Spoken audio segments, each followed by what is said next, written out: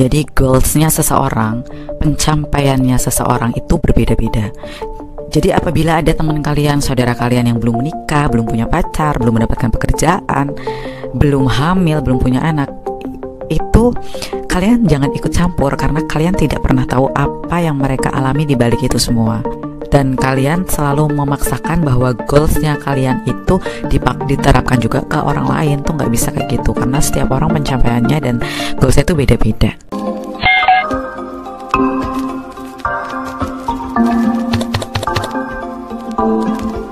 Buat kalian yang suka sama channel aku, jangan lupa untuk subscribe, like, comment, and share. Hai teman-teman, assalamualaikum warahmatullahi wabarakatuh. Ketemu lagi sama aku di channel Keluarga Papa Bahtiar. Kalian pasti udah lihat judul di bawah ini. Nah, buat yang belum tahu, silahkan tonton dulu video sebelumnya yang di sini.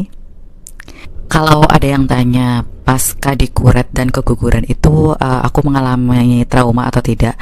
Itu jawabannya adalah jelas, aku sangat mengalami trauma. Bentuk trauma yang aku alami itu salah satunya adalah ketika aku mendengarkan suara bayi orang lain menangis. Ketika bayi menangis itu aku merasa gimana ya, hatiku sangat sakit luar biasa. Apalagi ketika waktu itu aku dipindah di ruang rawat inap. Kebetulan ruangan rawat inapnya itu aku digabung dengan ibu yang baru melahirkan, dan di situ aku benar-benar merasakan sakitnya luar biasa. Sakit di sini yang aku rasakan adalah sakit di batin. Selain itu, ketika aku udah sampai rumah, terus aku buka postingan-postingan di Instagram gitu yang tentang bayi-bayi gitu, membuat aku bersedih, membuat aku menangis, bahkan tanpa sebab. Aku bisa menangis gitu, menangis sendiri, sedih sendiri. Itu yang aku alami pasca aku keguguran dan dikuret. Pada video sebelumnya di kolom komentar ada yang meminta aku untuk memberikan tips atau cara dimana bagaimana bisa aku menghilangkan atau mengurangi trauma pasca keguguran atau dikuret.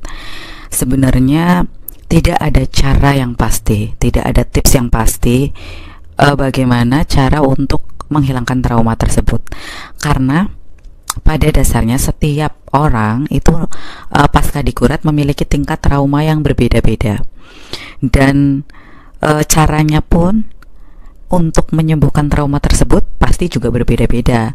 Dan di sini yang bisa aku jelaskan bukan tips dan triknya, tapi aku berbagi atau sharing ke kalian tentang apa saja yang aku lakukan pasca aku dikuret. Yang pertama adalah butuh waktu. Kenapa aku bilang butuh waktu? Karena seiring berjalannya waktu, semua trauma itu otomatis bisa kita bukan hilangkan ya, tapi sedikit berkurang.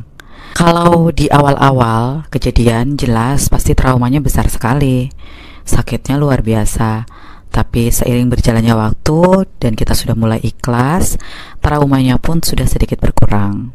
Setiap orang yang memiliki trauma pasti tingkat traumanya berbeda-beda dan tidak bisa disamaratakan. Otomatis juga waktunya, panjang waktunya juga tidak bisa dipastikan dan berbeda-beda juga. Yang kedua adalah lebih mendekatkan diri kepada Allah Subhanahu wa Ta'ala. Sebenarnya itu terlihat sepele ya, tapi ini sangat membantu sekali. Hal yang biasanya belum pernah kalian lakukan, maka kalian lakukan. Contohnya, mungkin kalian jarang sholat sunnah, bisa kalian lebih seringkan. Misal kalian jarang menangis setelah sholat, bisa dilakukan. Ataupun ketika kalian selesai sholat, mungkin bisa berdoanya lebih lama. Dan saya rasa dari pengalaman aku itu sangat-sangat membantu. Selanjutnya adalah aku mendapatkan support dari orang-orang yang terdekat, terutama suamiku. Jadi suamiku pasca aku keguguran, walaupun aku tahu dia tuh sebenarnya sedih juga sama kayak aku, tapi dia menjadi sosok yang kuat sehingga aku bisa bersandar pada suamiku. Dan kalau teman-teman di luar sana pasca keguguran mungkin tidak mendapatkan support dari siapapun, bisa kembali ke poin yang sebelumnya, yaitu lebih mendekatkan diri sama Allah. Karena Allah yang menurunkan ujian ke kita, Allah juga yang akan menyelesaikan, yang akan memberi kesembuhan untuk kita semua. Proses selanjutnya yang aku lakukan adalah hindari sosial media, atau kalian bisa lebih sering pergi keluar. Jadi jangan di rumah terus.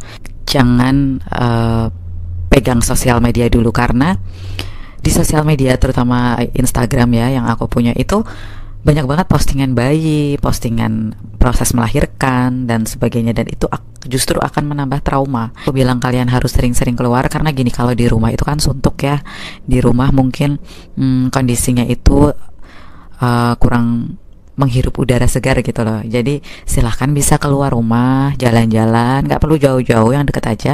Proses selanjutnya yang aku lakukan adalah menikmati rasa sakit yang ada. Jadi jangan ditolak. Pada saat rasa sakit itu timbul, ingatan itu timbul, itu diterima saja. Jangan malah ditolak. Kalau kamu mau nangis, nangis saja gak apa-apa. Kalau kamu mau bersedih, sedih aja gak apa-apa. Nikmati rasa sakitnya. Kamu sambil merasakan rasa sakitnya, nikmati rasa sakit, nikmati setiap inci rasa sakit yang ada. Jadi ketika rasa sakit itu timbul, hela nafas kamu sambil kamu bilang, oh gini rasa sakitnya, luar biasa sekali ya Allah rasa sakitnya. Dan ketika kamu berulang kali menerima rasa sakit itu dengan ikhlas, maka hati kamu lebih legowo, lebih menerima apa yang sudah ditakdirkan sama Allah Subhanahu wa Ta'ala. Proses selanjutnya yang aku lakukan adalah jangan pernah dalam kondisi perut kosong. Jadi ini unik juga sih, tapi ketika aku lakukan itu memang berfungsi sangat. Karena gini, pada saat perut kita kosong, itu pikiran kita kacau, kita jadi moodian gitu loh, bad mood banget itu. Jadi jangan pernah perut kosong, itu kuncinya sih. Perut harus terisi dan kalian makan yang enak-enak terus, yang kalian itu pengen, kalian itu suka. Dan yang terakhir adalah berpikir positif. Berpikir positif itu gini, kamu mengalami musibah, keguguran, pasti itu sangat menyakitkan, sangat sekali menyakitkan. Tapi di situ kamu berpikir positif aja bahwa oh Allah itu menarik lagi amanahnya kepada kita. Itu kenapa? Pasti ada penyebabnya. Yang bisa tahu itu adalah diri kalian sendiri, bukan orang lain. Coba tanya ke diri kalian, kenapa sampai amanah itu diambil lagi sama Allah? Entah mungkin kalian yang kurang persiapan seperti aku, entah itu yang mungkin ternyata kita ada kekurangannya, yang ternyata itu nantinya ketika kita menerima amanah itu kita belum bisa merawat dan menjaga amanah itu dengan baik. Nah, yang tahu itu kuncinya cuma kalian sendiri.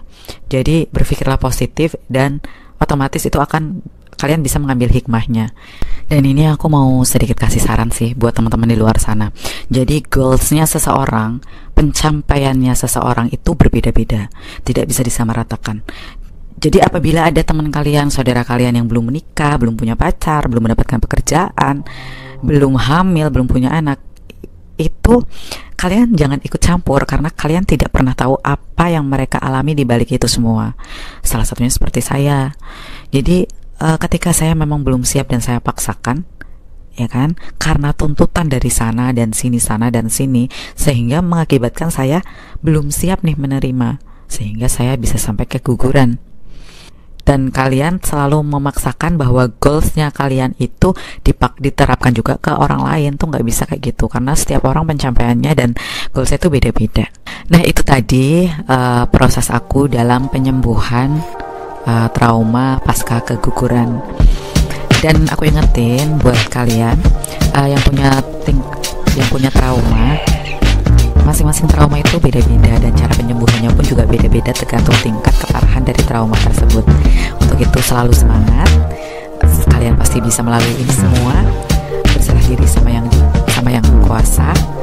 Untuk itu, kembali aku ingetin buat kalian yang suka sama channel aku, jangan lupa untuk subscribe, like, comment, and share ya. Kita saling membantu. Dadah.